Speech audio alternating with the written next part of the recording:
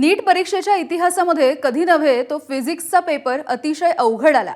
अभ्यासक्रमाच्या बाहेरचा विषय नसताना सुद्धा प्रश्नपत्रिकेच्या मांडणीमुळे विद्यार्थ्यांना हा पेपर अवघड गेलाय। विस्तृत स्वरूपामधली प्रश्न वाचणे आणि त्यावरती विचार करून उत्तरं लिहिणे यामुळे विद्यार्थ्यांना वेळ पुरला नाही।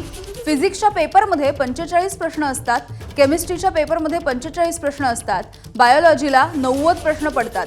3 तासांचा वेळ असतो। अशी एकूण 720 मार्कांची नीटची परीक्षा असते।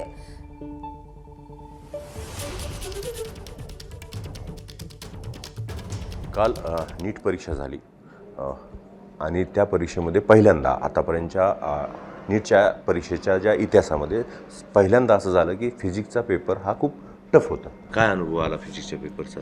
फिजिक्सचा पेपर लेंदी पण होता, क्वेश्चन डिफिकल्ट होते, रीड करायला टाईम लागत होता आणि नंतर ते रीड करून थिंक करायला की त्याचा फॉर्म्युला कोणता यूज करावा। क्वेश्चन जास्त होते आणि बायो लेंदी असल्यामुळे फिजिक्सला पण टाईम कमी पडला। तू अभ्यास करताना किती वर्षाचे नीट परीक्षेचे जे हे आहेत प्रश्नपत्रिका किती वर्षाचा मी अभ्यास 2019 पासून सोडवला होता। बोलतात ना 2021चा क्वेश्चन पेपर खूप हार्ड होता, मी तो पण पाहिला होता, पण कालच्या पेपरच्या ह्याच्यानुसार 2021चा पेपर सोपा होता।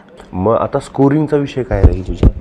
बायो फिजिक्समध्ये नाही, म्हणजे एवढंच। बरं, आता 180 पैकी कितीपर्यंत? फिजिक्स 110, 13 असं। तर मॅथ्स नाही, म्हणजे सॉल्व जर केलं असतं तर निगेटिव्ह गेले असते, त्यामुळे मी नाही केलं। निगेटिव्ह मार्किंग एक त्रासदायक आहे। बरं, तुझं 100 पर्यंत जरी गेलं तरी खूप आहे। क्वेश्चन अटेम्प्ट केलं ते पण 40 येतील 180 पैकी 40 येतील। काय नेमकी? एबीपी माझा, उघडा डोळे बघा नीट।